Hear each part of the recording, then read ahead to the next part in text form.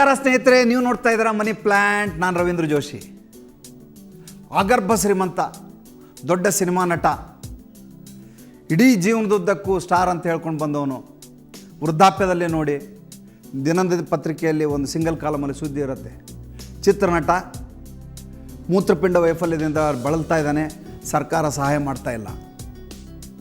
ಇನ್ನೊಂದು ಜಾಹೀರಾತನ್ನು ನೋಡಿ, ಮತ್ತೊಂದು ಸುದ್ದಿಯನ್ನು ಓದಿ, ದೊಡ್ಡ ಪೋಷಕ ನಟ, ಇಡೀ ಜೀವನದುದ್ದಕ್ಕೂ 500 ಚಿತ್ರಗಳಲ್ಲಿ ನಟಿಸಿದ್ದಾನೆ. ಆತನಿಗೆ ವೈದ್ಯಕೀಯ ಖರ್ಚಿಗೆ ದುಡ್ಡೇ ಇಲ್ಲ, ಸರ್ಕಾರ ನೋಡ್ಕೋಬೇಕು, ಸಮಾಜವನ್ನು ಪರಿಗಣಿಸಬೇಕು. ಯಾವ ನಟ ಇಡೀ ಜೀವನದುದ್ದಕ್ಕೂ ದುಡಿದನೋ, 300 ಚಿತ್ರಗಳಲ್ಲಿ ನಟಿಸಿದನೋ, ಅಷ್ಟು ಸಂಪಾದನೆಯನ್ನು ಮಾಡಿದಾನೋ ಅಂಥ ವ್ಯಕ್ತಿಗೆ ಕೊನೆಗಾಲದಲ್ಲಿ ದುಡ್ಡಿಲ್ಲ. ಅಂದರೆ ಆತ ಆದಾಯ ಮಾಡಿದ್ದಾನೆ, ಸಂಪಾದನೆಯನ್ನು ಮಾಡಿದ್ದಾನೆ, ಆದರೆ ಸಂಪಾದನೆ ಮಾಡಿದ ದುಡ್ಡನ್ನು ಸರಿಯಾಗಿ ವಿನಿಯೋಜನೆ ಮಾಡಿಲ್ಲ ಅಂತ ಇದರ ಅರ್ಥ.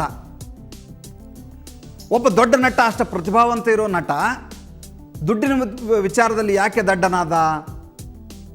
ಯಾಕೆ ಅಂದರೆ ಆತ ಬದುಕಿನ ಬ್ಲೂ ಪ್ರಿಂಟನ್ನು ಸರಿಯಾಗಿ ನಿರ್ವಹಿಸದೇ ಇರೋ ಕಾರಣಕ್ಕೋಸ್ಕರ ಆ ಪರಿಸ್ಥಿತಿ ಬಂತು.